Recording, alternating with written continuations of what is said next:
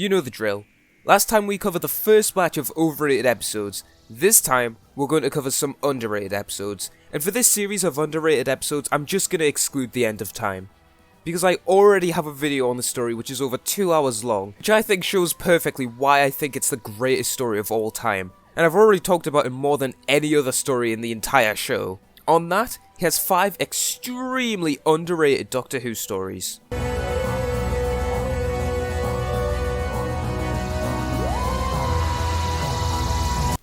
Now, while I could easily put the majority of Series 1 episodes in the series at some point, I decided that Boomtown would be a good episode to talk about first, because it is massively underrated. And to be honest, with this one, it's incredibly easy to understand why this episode is so overlooked, because it's sandwiched between one of the most infamous two-parters ever, the Empty Child two-parter, and the best finale in the whole show. But Boomtown is an excellent little episode, showing both the struggles of what life with the Doctor can bring and cause, and I think that it shows the struggle for Mickey in this one particularly well. And it really adds on to that last scene from World War III. Also, I just want to say the pairing of 9, Rose, Jack and Mickey is one of the best TARDIS teams to date. They are seriously spectacular. The chemistry between all of these characters is fantastic. 9 and Rose was already top tier, and then you add Jack, which makes it even better, and then you add Mickey, which somehow makes it even better. And I think this episode is great at showing some things with the Doctor's character that are flawed, and this is something that Classic Who would never do, and I think that's what makes it so interesting. Usually the Doctor would just casually send an alien away or to their death or whatever the punishment they would receive, and just not think about it. But this time, because the TARDIS is recharging stuck in Cardiff, they have to think about it. They are confronted with the guilt throughout the whole episode, and this creates some great drama, and even makes the villains sympathetic. And trust me, after watching a lot of shows, not even just Doctor Who, sympathetic villains are a very difficult thing to do right. But when they are done right, they are fucking brilliant. This episode is extremely interesting, and the way it shows the main villain is really unique for Doctor Who, and it's just so underrated. This one deserves more attention and praise.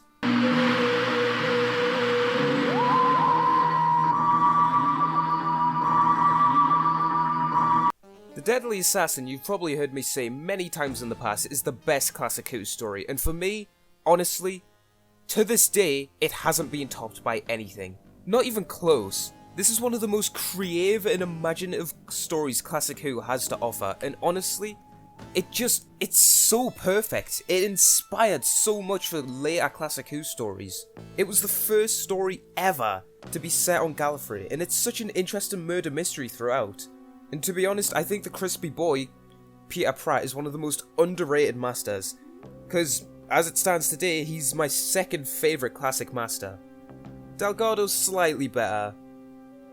Actually, it's not really saying much, like, Jeffrey Beavers and Anthony Ainley fucking suck. But still, Peter Pratt offers something really interesting to the role, and I love his performance throughout. You really do get the sense that the Master is practically on his deathbed, and the mask is one of the few for Classic Who that actually holds up really well. Like, compare this to Beavers. He looks dumb as fuck. This is one of the only times you'll ever hear me say this ever. But this story, this Classic Who episode, actually has almost good pacing. Oh my god! Okay, it's happening! Everybody stay calm! What's the procedure, everyone? What's the procedure? Hey! Stop! Why? I just don't get it. I always catch you fuckers watching this sick shit. Yes, a Classic Who story with barely any filler. I can't believe it either. Considering that every single story in Classic Who ever has wasted time in it, this one is really on the low end. It's only the first part that has a few scenes that are a bit fillery-ish, but then the rest of it is just pure creative, imaginative genius and weird as fuck. The only real issue with this story for me is that it's another one that just establishes the Classic Who Time Lords as incompetent pussies. But besides that, it's fantastic. Tom is really great throughout as well. I think this is one of his most underrated performances as the Doctor.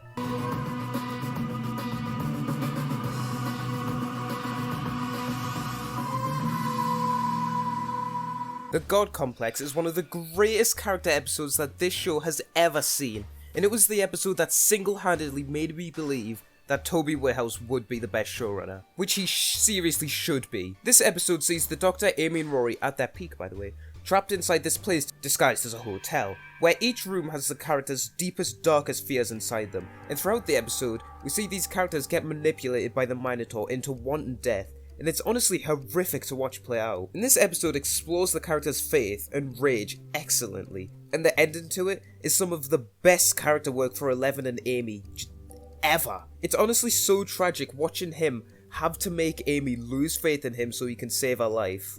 And then, the show does one of the most mature things it's ever done, have the Doctor decide to stop travelling with the companion to save their lives. And it's done here in the most brutal and crushing way imaginable. And it's fucking fantastic to watch play out, because everything he says is right. And this was the most perfect, fantastic, perfect goodbye to the Ponds imaginable. Which is also probably the reason why it falls under the radar so much, because the Ponds appear fucking 8 more times after this episode, and Amy gets absolutely ruined. Seriously, if this episode was their last appearance ever, then this would be one of the best companion exits ever. But nah, they have a cameo in closing time, not the worst thing ever, but it did feel a bit forced. They get brought back in the finale. You know, this would be fine as well, if once they found out he was alive, they never seen him again. They get a cameo in the worst Christmas special ever. You know, this would also be fine. It would be a nice little conclusion, and then no more. But they then show up for the first half of Series 7, completely unnecessarily. They just got their perfect ending ruined. Moffat, what the fuck was the point in that? Why is it that every time Moffat has a good thing, he has to ruin it in some way? He does this with fucking everything he did.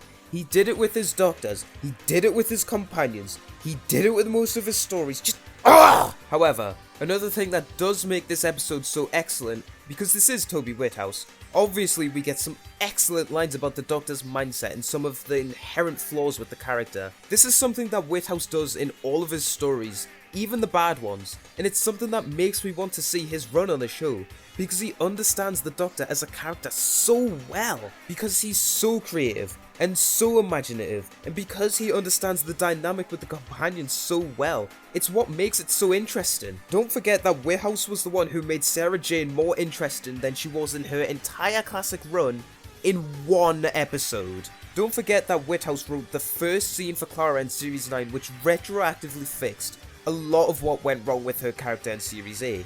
And he wrote this episode, which is one of, if not the best episode for Amy and Rory as a whole. If Toby Whithouse isn't the next showrunner, I'll fucking riot. But if he is, bro, I'm just saying, hit me up, man. Like, I would be the Doctor, 15 seasons long. Hell yeah. 15 series, 15 years. Hell yeah. But yeah, this is a genius character exploration episode, and the only things that really bring it down are things that were completely out of Whithouse's control, and things that were completely Moffat's fault. End of the story. Fuck you, Moffat. What the fuck?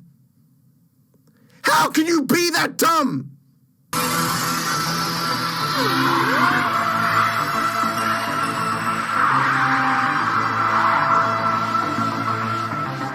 The Happiness Patrol is one of those stories that people just like to overlook as, oh, look at how funny this shitty thing in Classic Who looks. Look how embarrassing it is. But I feel like that was kind of the point with this story, because with this episode, the entire thing exists as a jab to all those people who were complaining about Doctor Who in the 80s, saying it was too violent, it was too dark. I mean, to be fair, sometimes they weren't wrong, but still, this story is just a jab at that, and it is fucking hilarious. And we do actually get some genuinely great moments throughout this. And the message of it about how happiness doesn't need to be forced, and how forcing it just isn't real and can just be annoying, is great. And unironically, the Candyman himself, like, I love him. Please someone bring him back. Not Chibnall. Chibnall can't write for shit. But someone who's good at comedy. Jamie Matheson. If you bring back Jamie Matheson, he could easily do an episode with the fucking Candyman. Have a comedy episode with the Candyman. Come on. It would be funny as shit. This is also one of the Classic Who stories that, despite the obvious big twat in the room, I think it does kind of hold up well. the general visual side of it. Like, everything is so colourful and full of life, but also, like, miserable and dour at the same time. I feel like that really, like, runs home the message quite well for the story. It's one of the most unsubtle bonkins on the head to ever exist ever, but it's still enjoyable. And that, honestly, you just gotta commend. Even for Classic Who. Because, to be honest, if I was to go back to any story in Season 25, it's probably gonna be this. Like, this has one of Sylvester McCoy's best scenes as the Doctor. And this is still, like, Season 25 McCoy. Season 25 McCoy isn't very good. Like, he has the occasional good moment, but most of the time he's still just kind of meh. Pull the trigger. End my life. No, Why not? I can't. Why not? You don't, do you? Throw away your gun.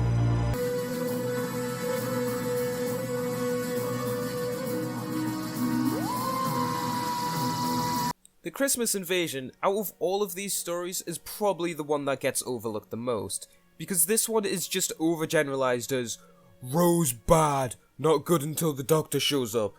Because it's Series 2, so of course Rose apparently makes the entire episode bad. But no. This story is actually a really interesting exploration of what the world is like when the Doctor isn't around, the extreme measures that do have to be taken. And this episode is the only interesting look we get at Rose's reaction to the Doctor changing his appearance. Something that was honestly missed out on in the rest of the series, and could have been looked at in the future much more interestingly. But what we get here isn't bad, and hell, any character depth for Rose in Series 2 is required. And I love the sense of hopelessness that this story carries. It honestly feels like Children of Earth at points. And Harriet Jones and Rose really do carry this episode and sell us on the scope of it, because they've both been saved by the Doctor directly, and he pretty much helped her career. But it is undeniable that this episode is at its best when David Tennant appears, because, my god, he is fucking excellent. In his brief on-screen appearance in this episode, we get so much stuff set up for his character. It's some honestly impressive stuff. We get hints at his vanity, the rage hidden under his smiling exterior, his extreme authority, and everyone's favourite, his relationship with Rose. But honestly, the entire scene where he's getting ready and goes for Christmas dinner with the Tylers is one of the most important 10th Doctor scenes, and the music literally foreshadows all of Series 2. It's honestly really impressive, because this is the 10th Doctor's birth, and he starts off his life so high. He's at his happiest here, he's a part of the Tyler family, and over the next 4 years, we see the loss, the grief, the rage, the anger, all build up until he goes to the lowest point of his life and dies completely alone. All of the brilliant 10th Doctor character stuff was set up just in this episode alone, and that's what I think makes this episode so underrated. The rest of it's pretty great too, though. It's beautiful. I've looked at this for 5 hours now. So those were some Doctor Who stories that I think are underrated, but that's just me. Who gives a shit about me? What about you? What do you think that's some blah blah blah blah blah? What are some Doctor Who stories that you think are underrated? I know there's plenty that I missed off, and there's a reason this is called #1. Loads of Doctor Who is underrated. By the time the series is done, the entirety of Series 1 has probably been covered 4 times each. And hell, if you leave some in the comments below, they might get featured in the next part of the series. You never know. I'm just saying. Hope you enjoyed this video, by the way, because this is the first main channel Doctor Who video that's being edited with Adobe and Premiere. So hopefully it's a step up from the norm. Anyway, I'm fucking waffling. Bye. I gotta go. Jack!